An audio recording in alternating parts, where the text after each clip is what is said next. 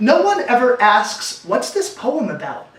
When you've written it especially for them, on a typewriter after eliciting their whole life story. Not when you're set up next to the rabbi/lip injection station/tarot reader at the wedding/makeup brand launch/all company tech soiree. All while creating aesthetic posts for Instagram to let people know about your poet for hire business. #poets of Instagram. #poetry is not dead. Instead of asking, what's this poem about? Your patrons just cry in front of their spouses/employees/strangers. They carry their shitty poem with its spelling mistakes around the party.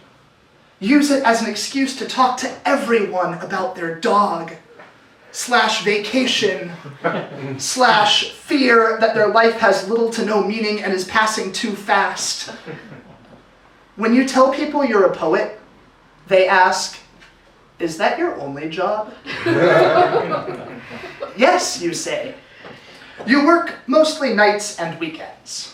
Your iPhone is full of images of 5,000 first drafts you counted, which you'll never edit. People you don't remember bump into you years later and tell you they still have their poem. They reach out at milestones to have another one written, another where you'll have no ability to backspace. You're learning to edit in secret. You want to say, this poem is about how I'm lonely. How even when I'm with people, I'm lonely.